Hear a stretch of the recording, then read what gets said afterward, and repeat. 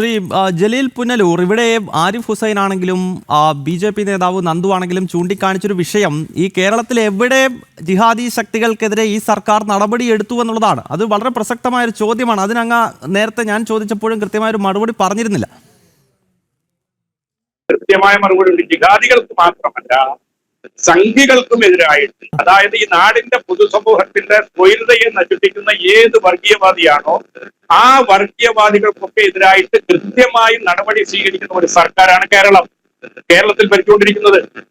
ഇവർ രണ്ടുപേരുടെയും വർത്താനം കേട്ടാൽ ഇവിടുത്തെ ഭൂരിപക്ഷ സമുദായത്തിന്റെ വക്കാലത്ത് ഏറ്റെടുത്തിട്ടാണ് ആരിഫ് ഹുസൈൻ വന്നിരിക്കുന്നതായിട്ട് തോന്നുന്നു.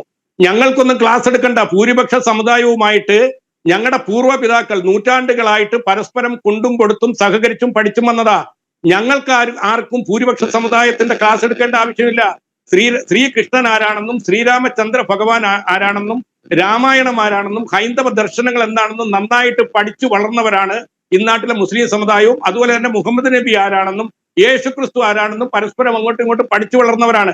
പക്ഷെ അവർക്കിടയിൽ ലക്ഷോപലക്ഷം വിശ്വാസികൾ, ഇപ്പൊ ആരിഫ് ഹുസൈൻ നാളെ ഒരു വാട്സപ്പിൽ എന്തെങ്കിലും എഴുതിയിട്ടാൽ അതിന്റെ ഉത്തരവാദിത്വം ഒരു സമൂഹം പേരണോ?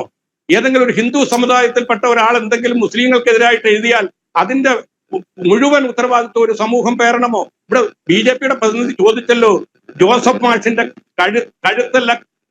കൈയല്ല കഴുത്താണ് വെട്ടേണ്ടത്. ആരാ പറഞ്ഞേ? മുസ്ലിം സമുദായമാണോ? നിങ്ങൾക്ക് ലേശം ഉളുപ്പുണ്ടെങ്കിൽ ആ PC ജോർജിനെ നിങ്ങളുടെ പാർട്ടിയിലെടുത്തത്. SDPIക്കാരന്റെ പിന്തുണയോടുകൂടി MLA ആയ PC ജോർജ്, അയാളെ മൂലക്കിരുത്തിയതാണ് ഇവിടുത്തെ മുസ്ലിം സമുദായം. SDPIയുടെ പ്രതിനിധിയായിരുന്നു അദ്ദേഹം നിയമസഭയിൽ പോയത്. CPM SDPIയുടെ സഖ്യമുണ്ടല്ലോ കേരളത്തിൽ പല പഞ്ചായത്തുകളിലും. ഇപ്പൊ പത്തനംതിട്ട ജില്ലയിലെ കോട്ടാങ്ങൽ പഞ്ചായത്ത് ആരൊക്കെ ചേർന്നാണ് ഭരിക്കുന്നത്? CPM-ഉം SDPIയും ചേർന്നാണ് ഭരിക്കുന്നത്. ഞാൻ വളരെ വ്യക്തമായിട്ട് പറയാം.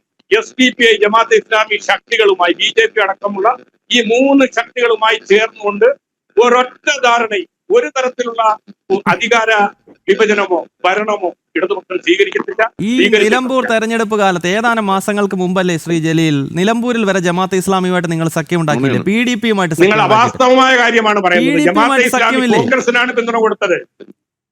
PDP-യുമായിട്ട് സഖ്യമില്ലേ? SDPI അവിടെ സ്വന്തം സ്ഥാനാർത്ഥിയെ നിർത്തിയെന്ന് ഡോക്ടർക്ക് അറിയില്ലെങ്കിൽ സെർച്ച് ചെയ്ത് നോക്കൂ. ഡോക്ടർ എത്ര കളവാണ്. ആർക്ക് പിന്തുണ കൊടുത്തു? SDPI സ്വന്തം സ്ഥാനാർത്ഥിയെ നിർത്തിയിട്ട് പിന്തുണ കൊടുക്കുമോ? കളവായി പറയുന്നത്. നാളെ താങ്കൾ എനിക്ക് പിന്തുണ തന്നാൽ വേണ്ടെന്ന് പറയൂ? ശ്രീ ജലീൽ, PDP-യുടെ പിന്തുണ ആർക്കായിരുന്നു തെരഞ്ഞെടുപ്പിൽ? അല്ല, ഒരാള് വോട്ട് തരുന്നു, ഒരു പൗരൻ ഒരേ സമയം എങ്ങനെയാണ് വേട്ടക്കാരനാകാനും ഞാൻ താങ്കളോടൊപ്പം ഓടാനും? വെൽക്കം കൊടുത്തതാരാ? മഅദനിക്ക് റെഡ് കാർപ്പറ്റ് വെൽക്കം കൊടുത്തതാരാ? മഅദനി ഈ രാജ്യത്തെ കുറ്റവാളിയാണോ? അതെ. ഏത് കോടതിയാണ് ശിക്ഷിച്ചത്? കുറ്റവാളി അല്ലേ? ഏത് ശിക്ഷിച്ചെന്ന് പറയണോ? എവിടെയാണ് അത് പറയൂ. ഇപ്പോഴെവിടാ ഒന്ന് പറയാം. നിങ്ങൾ പറയും, എവിടെയാന്ന് പറയും. കുറ്റവാളി ആണോന്ന് ചോദിച്ചില്ലേ? അപ്പൊ ആളിപ്പോ എന്താന്ന് പറയും? അദ്ദേഹം എറണാകുളത്തെ വീട്ടിൽ താമസമുണ്ട്. നമ്പർ എങ്ങനെ? എന്താണ് ആ കഴിയുന്നതിന്റെ അടിസ്ഥാനം? എന്താണ്? എന്താ കാരണം? അദ്ദേഹം രോഗാതുരനായി വീട്ടിൽ കഴിയുന്നു. അസുഖം ബാധിച്ചുകൊണ്ട് അവിടെ കിടക്കണാണ്, അല്ലാതെ വേറെ കോടതിയിൽ കുറ്റപത്രത്തിൽ പേരൊന്നും. 22 വർഷക്കാലം സ്വതന്ത്ര ജനാധിപത്യ ഇന്ത്യയിൽ. അതെ പറഞ്ഞേ. പുള്ളിയുടെ പേരിൽ വേറെ കേസൊന്നുമില്ല. എന്ത് കേസുണ്ട് പറയൂ? കേസൊന്നുമില്ലേ? എന്ത് കേസ്? കേസില്ല. 9.5 വർഷക്കാലത്തെ കോയമ്പത്തൂർ ജയിൽവാസം, തെളിവുകളുടെ അഭാവത്തിൽ മുഴുവൻ വിചാരണ നടത്തി അദ്ദേഹത്തെ നിരപരാധി എന്ന് കണ്ട് കോടതി വിട്ടയച്ചാൽ ആരിഫ് ഹുസൈൻ വന്നിരുന്നു. അദ്ദേഹം അപരാധി എന്ന് പറഞ്ഞാൽ ഇന്ത്യ രാജ്യത്തെ നീതിന്യായത്തിന് ഒരു വിലയും നിലയില്ല. അപ്പൊ നിങ്ങൾ ആ ഒരു ആനുകൂല്യം മോദിക്ക് കൊടുക്കും? നിങ്ങൾ മോദിയെ കോടതി വെറുതെ വിട്ടതല്ലേ? അതുകൊണ്ടല്ലേ അദ്ദേഹം ഇന്ന് ഇന്ത്യയുടെ പ്രധാനമന്ത്രിയായത്. അപ്പൊ നിങ്ങൾ മോദിയെ ഇപ്പൊ പഴയ പോലെ ഈ ഗുജറാത്ത് കലാപത്തിൽ കയറ്റി പറയാറില്ല. ഇന്ത്യൻ പ്രധാനമന്ത്രി ഞങ്ങൾ വിമർശിക്കും. മോദി ഗുജറാത്ത് കലാപത്തിലെ കാര്യമൊക്കെ നിങ്ങൾ വിമർശിക്കും. അതാ പറഞ്ഞേ. അങ്ങനെ കുറ്റവിമുക്തനാക്കിയ നിങ്ങൾ ആളെ വിടുവോ? എല്ലാം കഴിഞ്ഞു വിടുവോ? പിന്നെ ഞങ്ങൾ അദ്ദേഹത്തെ തൂക്കിക്കൊല്ലും. അപ്പൊ മോദി ഇപ്പൊ വെള്ളരിപ്രാവാണ്. തൂക്കിക്കൊല്ലുന്നത്. അല്ല, മദനിക്ക് എന്തുകൊണ്ടാണ് ജാമ്യം കിട്ടാതെ കിടന്നത്? രാജ്യത്തിന്റെ പരമോന്നത നീതിപീഠം പോലും ഇദ്ദേഹത്തെ പുറത്തിറക്കുന്നത് വലിയ അപകടമാണെന്ന് നിരീക്ഷണം നടത്തിയല്ലോ. ഇപ്പോൾ അസുഖബാധിതനായതിനെ തുടർന്ന് ഞാൻ ചോദിക്കട്ടെ, കർണാടക കോൺഗ്രസ് ഭരിക്കുന്ന കാലത്ത് പോലും, കർണാടകത്തിൽ കോൺഗ്രസ് ഭരിക്കുന്ന കാലത്ത് പോലും മദനിക്ക് ജാമ്യം കൊടുത്തിട്ടില്ല. അതെന്തുകൊണ്ടാ? അത് കോടതിയുടെ പരിഗണനയുള്ള വിഷയം. കോടതി എന്താണ് ജാമ്യം കൊടുക്കാത്ത? എന്തുകൊണ്ടാ കോടതി? നിങ്ങൾ പറയുന്നത് പോലെ മഅദനി കുറ്റവാളിയാണെങ്കിൽ നിങ്ങൾക്കൊപ്പം ഞാനും ചേരാൻ കോടതി പറയട്ടെ. അല്ലാതെ എവിടെ നടക്കുന്ന ഒരു ആരിഫ് ഹുസൈൻ വന്നിട്ട് മഹദനി കുറ്റവാളിയാണെന്ന് എങ്കിൽ കോടതി എന്തുകൊണ്ടാണ് അദ്ദേഹത്തിന് ജാമ്യം കൊടുക്കാത്തത്? മഹദനി കുറ്റവാളിയാകുന്നത് എങ്ങനെയെന്ന് ചോദിച്ചു കഴിഞ്ഞാൽ മഹദനി വളരെ കൃത്യമായിട്ട് തീവ്രവാദ പ്രവർത്തനങ്ങൾക്ക് എല്ലാ തരത്തിലുള്ള പിന്തുണ കൊടുത്ത വ്യക്തിയാണ്. അദ്ദേഹത്തിന്റെ പ്രസംഗങ്ങൾ ഇവിടെ ഉണ്ട്.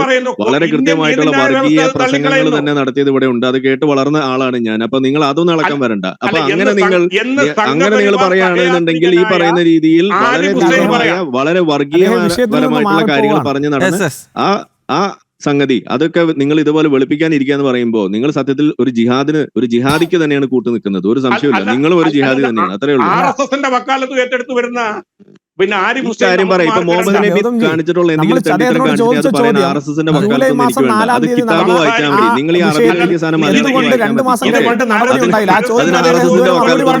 ആ സമയത്ത് അദ്ദേഹം വേറെ പലരിലേക്ക് പോവുകയാണ്. മറുപടി നൽകിയിട്ടില്ല. അത് ഒരു വസ്തുതയാണ്. കാരണം എന്തുകൊണ്ട് ജൂലൈ 4 നടന്ന സംഭവത്തിൽ ഇതുവരെ എന്തുകൊണ്ടാണ് ഈ മുഖ്യമന്ത്രി നടപടി എടുക്കാത്തത്? എന്തുകൊണ്ടാണ്? ചോദ്യത്തിനൊന്ന് മറുപടി തരാൻ അനുവദിക്കുമോ? തീർച്ചയായിട്ടും താങ്കൾ പറയൂ. സർവീസ് ചട്ടങ്ങളുണ്ട്.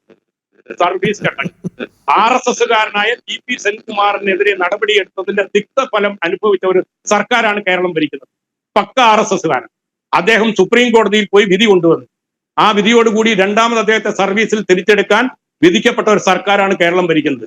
ഒരു സർക്കാർ ഉദ്യോഗസ്ഥൻ തെറ്റുകാരനെന്ന് കണ്ടാൽ ലിഖിതമായ നിയമങ്ങളുണ്ട്. അതനുസരിച്ച് സർവീസ് ചട്ടപ്രകാരം അദ്ദേഹത്തോട് വിശദീകരണം ആവശ്യപ്പെട്ടിട്ടുണ്ട്. വിശദീകരണത്തിന്റെ അടിസ്ഥാനത്തിൽ വിശദീകരണം തൃപ്തികരമല്ലെങ്കിൽ അത്തരത്തിലുള്ള ആളുകളെ സർവീസിൽ നിന്ന് പുറത്താക്കും. യാതൊരു സംശയവും വേണ്ട. ഇതാണ് എത്ര ദിവസം കൊണ്ട് വിശദീകരണം ലഭിക്കുമെന്നാണ് താങ്കൾ പ്രതീക്ഷിക്കുന്നത്? സർവീസ് ചട്ടങ്ങളിൽ പറഞ്ഞിരിക്കുന്ന ദിവസങ്ങൾ. അതാണ് എത്രയാണ്? അങ്ങനെ സർവീസ് താങ്കൾക്കറിയാലോ ഒരാൾക്ക് അല്ലല്ല എനിക്ക് എന്റെ ഡൗട്ട് വളരെ ക്ലിയർ ആണ്. അതായത് സർവീസ് ചട്ടങ്ങൾ പ്രകാരം താങ്കൾ ചെയ്താൽ മതി, അതിലൊന്നും എനിക്ക് എതിർപ്പില്ല. പക്ഷേ ഈ സർവീസ് ചട്ടങ്ങൾ എല്ലാ വിഷയത്തിലും ഉണ്ടോ? അയ്യപ്പ ഭക്ത സംഗമത്തിന് പിണറായി വിജയനെതിരെ പോസ്റ്റ് ഇട്ടയാൾക്ക് ഈ സർവീസ് ചട്ടപ്രകാരമാണോ നടപടി എടുത്തതെന്ന ചോദ്യമുണ്ട്. ആ ചോദ്യം അവിടെ നിൽക്കുമ്പോൾ തന്നെ അടുത്ത ചോദ്യം ഞാൻ ചോദിക്കാം. എത്ര ദിവസത്തിനുള്ളിൽ ഈ മതേതര ഇടതുപക്ഷ സർക്കാർ ഈ പറയുന്ന ആൾക്കെതിരെ നടപടിയെടുക്കും? ഇപ്പൊ 2 മാസം കഴിഞ്ഞു. ഇനി എത്ര ദിവസം കൂടി എടുക്കും? എന്താ NGO സംഘം പരാതി? NGO സംഘത്തിന്റെ പരാതി വാക്കാൽ ഉള്ളതാണ്.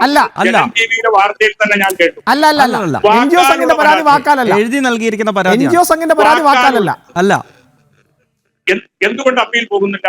അപ്പീലോ? സർക്കാർ ജിഹാദികൾക്ക് അനുകൂലമായി നിൽക്കുന്നുവെന്ന് നിങ്ങൾ തന്നെ പറയുന്നെങ്കിൽ അതോടുകൂടി നിങ്ങളുടെ ഉത്തരവാദിത്വം കഴിഞ്ഞോ? അപ്പൊ എനിക്കൊരു ചോദ്യമുണ്ട് ശ്രീ ഗൗതം. എനിക്കൊരു ചോദ്യമുണ്ട്. ഈ സർക്കാരിന്റെ എനിക്കൊരു ചോദ്യമുണ്ട്.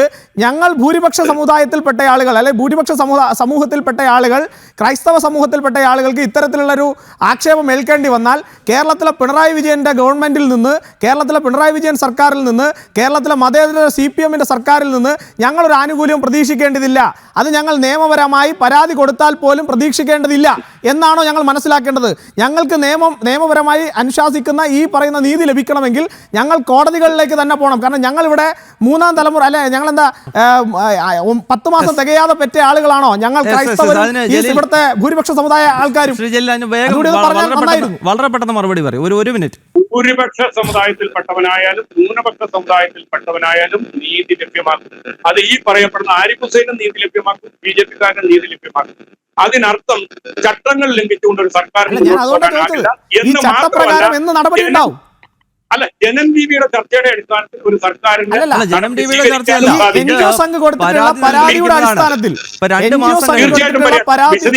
അടിസ്ഥാനത്തിൽ എന്നത്തേക്ക് ഞങ്ങൾക്ക് നീതി പ്രതീക്ഷിക്കാം?